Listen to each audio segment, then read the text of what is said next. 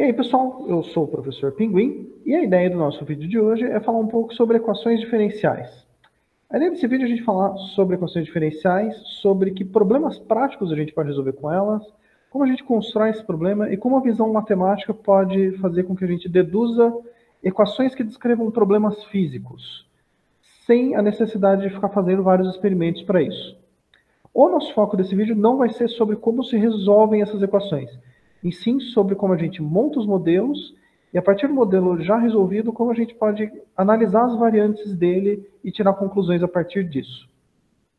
Vamos lá, vamos começar? A primeira coisa sobre equações diferenciais que a gente precisa saber é o que cargas d'água é uma equação diferencial. Bom, a ideia central de equações diferenciais é que nós temos alguma função e a gente não faz ideia de que função é essa. Mas essa função está sempre associada a algum problema que a gente conhece. Por exemplo, no ensino médio vocês devem ter visto sobre aquela equação de queda livre. Se você tem uma queda sem resistência do ar, como funciona essa equação? Você tem aquela equação que alguns professores chamam de equação do sorvetão. Mas se você tem resistência do ar, essa equação não é tão simples.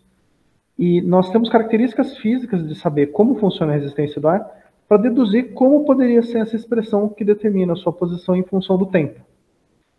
Outros exemplos, nós temos dinâmica populacional, corrente elétrica, movimentos. A maioria deles vem sempre de problemas físicos, químicos, biológicos, de economia. E com as características dessa equação, a gente tenta deduzir que função é essa. Bom, além disso, as equações diferenciais elas têm uma coisa essa, que são derivadas. As derivadas elas podem ser representadas por duas notações diferentes.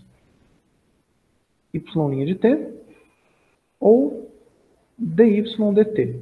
As duas notações significam a mesma coisa, só que de acordo com a área da ciência que você está trabalhando, alguns preferem usar uma notação, alguns preferem usar outras.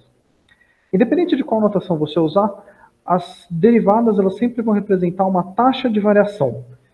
Isso quer dizer que ela representa em que proporção a função y varia quando a gente tem uma variação pequena nessa variável t. O exemplo mais clássico de todos é a velocidade. A velocidade ela indica quanto a sua posição varia em função do tempo. Então a gente pode escrever que a velocidade é a derivada da posição em relação ao tempo. Um outro exemplo um pouco mais avançado, corrente elétrica. Corrente elétrica, ela mede quanto de carga você tem passando por um lugar em função do tempo. Quanta sua carga varia em função desse tempo. Então a gente também pode escrever que corrente elétrica é a derivada da carga em função do tempo. Bom, esses aqui são só alguns conceitos para a gente entender o que é derivada. Então, se nós temos algum fenômeno físico, alguma coisa que a gente quer analisar, por exemplo, velocidade com resistência do ar, diluição de misturas, variação de taxas de economia, corrente elétrica dentro de um circuito fechado, sistemas massa-mola com atrito, todos eles são modelados por equações diferenciais. Vão ser equações que em algum momento vão aparecer alguma derivada. Vou começar fazendo um exemplo de matemática abstrata, sem estressar muito sobre a interpretação física nesse primeiro momento. Começar com uma equação diferencial que seja uma equação bem simples. Vamos começar com a equação diferencial y' é igual a y. Essa equação diferencial ela pergunta para a gente, qual é a função que, quando eu derivo, ela dá igual a ela própria? Mesmo que você não tenha feito cálculo 1, não saiba exatamente o que são derivadas, não estressa ainda com isso. O nosso objetivo desse vídeo não é sobre os métodos de resolução. Mas se você souber cálculo 1, tem uma chance boa de que você esteja entre uma de duas respostas mais comuns. Você pode falar que, a minha função pode ser a função e elevado a t. A função exponencial, quando eu faço a derivada, é o resultado dela própria. Então, a função exponencial é uma solução para esse problema. Uma segunda possibilidade é que você possa estar pensando na função zero. Zero, se você deriva, dá zero. E mesmo sendo uma equação bem simples, ela admite pelo menos essas duas soluções. O fato é que ela admite muito mais soluções do que isso. Oficialmente, essa equação, mesmo sendo a equação diferencial da mais simples possível, quando elas têm solução, elas têm geralmente infinitas soluções. Bom, um outro exemplo de uma solução para essa equação diferencial.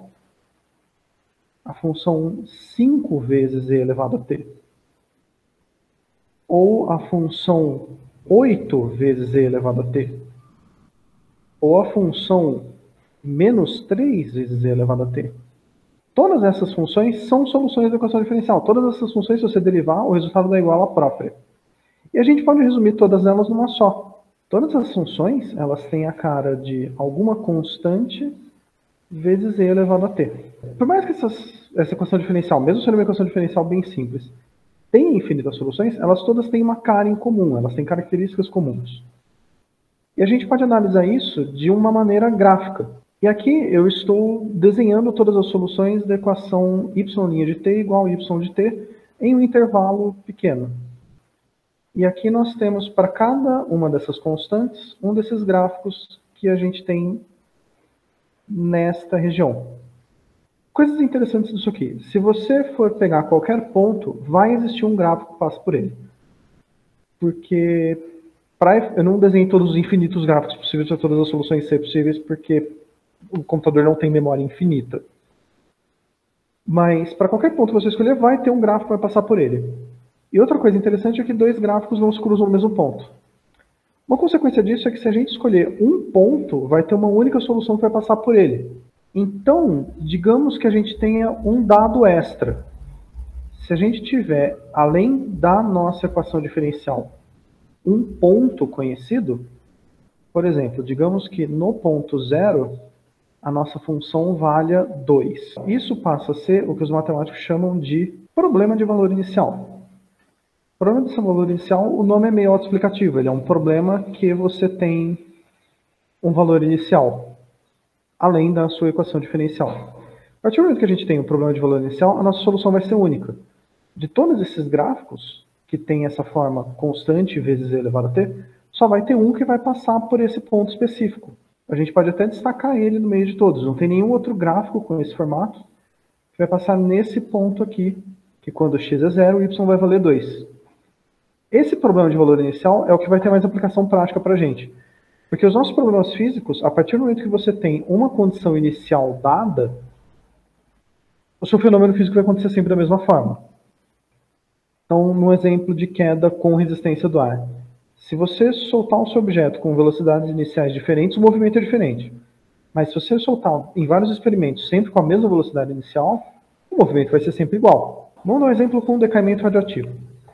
O decaimento radioativo, ele basicamente acontece quando você tem materiais radioativos, que são materiais que têm núcleos pesados, e esses materiais eles vão emitir partículas radioativas por serem instáveis. E conforme eles vão emitindo essas partículas, eles ficam mais estáveis. Então, se você sabe quantas partículas são emitidas num determinado momento, no próximo momento ele vai mudar, porque ele tem menos partículas radioativas, ele está menos instável do que ele estava 10 minutos atrás. Então, a nossa ideia seria tentar formular uma função que determine quanto material radioativo a gente tem em cada instante de tempo. Bom, o decaimento radioativo, pela própria natureza do fenômeno, a gente consegue deduzir qual é a equação diferencial que governa essa função. Basicamente, quanto mais material radioativo eu tenho, mais eu emito partículas. Mas conforme eu vou perdendo essas partículas, eu perco a velocidade com que eu estou mudando. Então, a taxa na qual eu fico emitindo partículas é proporcional ao quanto eu tenho. A gente pode modelar isso pensando que a taxa é a derivada e ela é proporcional à quantidade que a gente tem.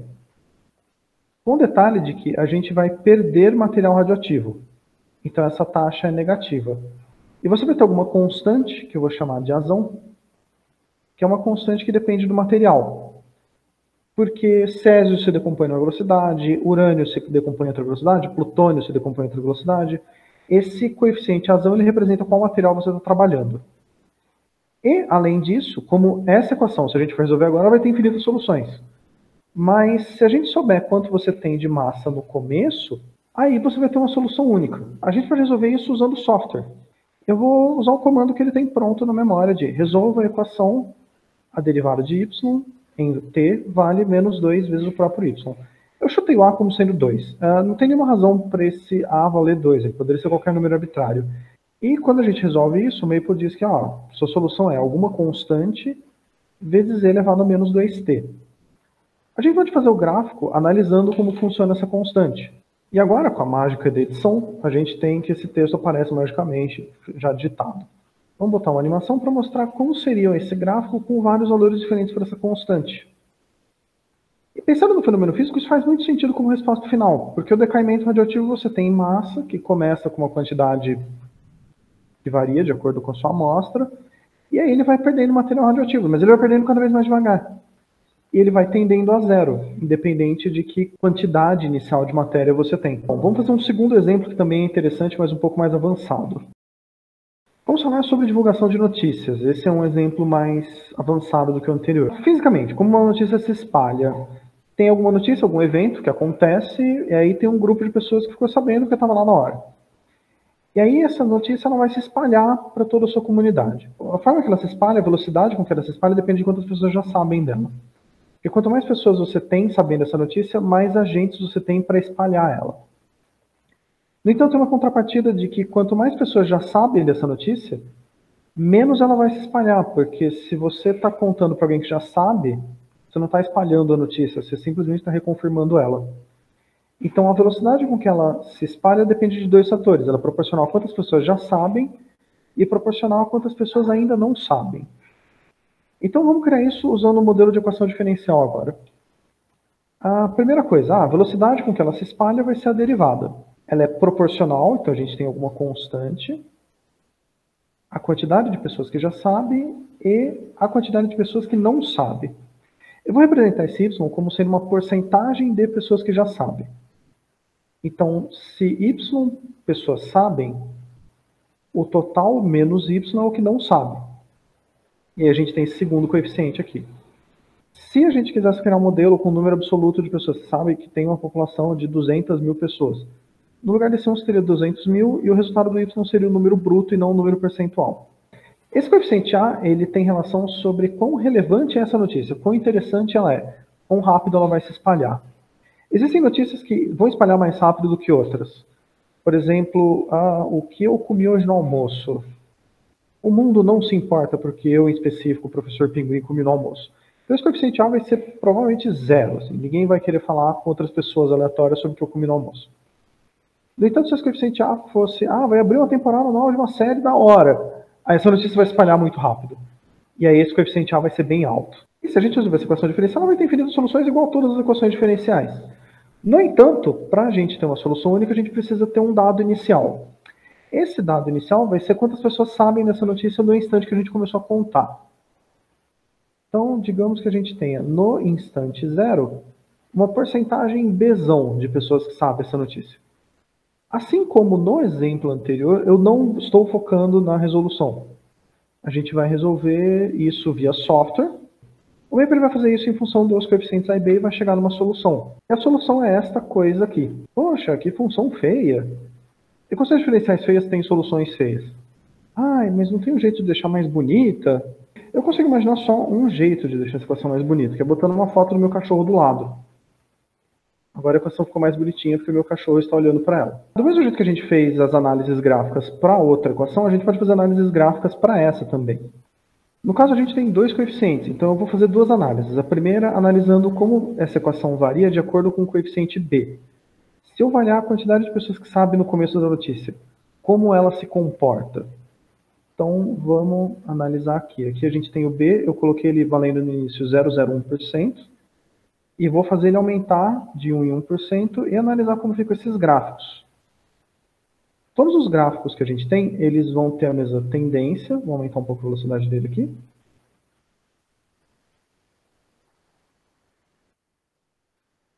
Eles têm o mesmo comportamento, que as notícias vão se espalhando, mas a partir de um momento ela começa a se espalhar mais devagar, porque você já tem muita gente sabendo. E quanto mais gente está sabendo da notícia, menos ela vai se espalhar. E eventualmente ela vai atingir o patamar de 1, que representa o nosso 100%. E aí a notícia vai parar de espalhar, ela vai ficar no patamar estável. Uma segunda análise que a gente vai fazer seria em função daquela constante A. Variando essa constante A, essa constante de interesse, de um valor perto de 0 para um valor mais perto de 1, a nossa notícia ela começa primeiro valendo praticamente sem nenhum interesse, sem nenhuma variação. E conforme a gente for fazendo outros gráficos para outros casos, ela vai chegar a 100% muito mais rápido, e em tempos cada vez menores. Quanto mais interessante for, quanto maior for esse coeficiente de interesse dessa notícia, mais rápido ela vai se espalhar. E mais rápido ela chega em 100%. E se ela tivesse um coeficiente muito baixo, ela poderia nem sair muito de um patamar estável. Você só tem lá as pessoas que estavam na hora que aconteceu, o negócio não é interessante e ninguém ficou sabendo. Mas existe um contexto maior sobre o qual eu quis falar sobre esse tema já no nosso primeiro vídeo. Não sei se ficou muito claro, mas existe esse modelo matemático, do mesmo jeito que a gente poderia estar falando de espalhar alguma notícia, a gente poderia estar falando sobre o coronavírus. E isso é para dar um pouco de uma base matemática sobre como funciona aquele tal modelo matemático que falam, o que é aquele tal de achatamento de curva, por que a gente tem que achatar curva, como é que isso funciona. Eu gostaria de fazer um próximo vídeo falando sobre o lado matemático disso. Espero que vocês tenham gostado. E se vocês quiserem entrar em contato comigo, meu e-mail deve estar passando aqui embaixo, se eu aprendi a mexer na ferramenta de edição. Eu sou professor particular, dou aula há 20 anos, fui professor na Universidade Federal de São Carlos, na USP também, sempre como professor substituto. Eu dou aulas de matemática online, para quem estiver precisando. Fique à vontade para me procurar, se vocês estiverem precisando. E vejo vocês no próximo vídeo. Muito obrigado e até a próxima.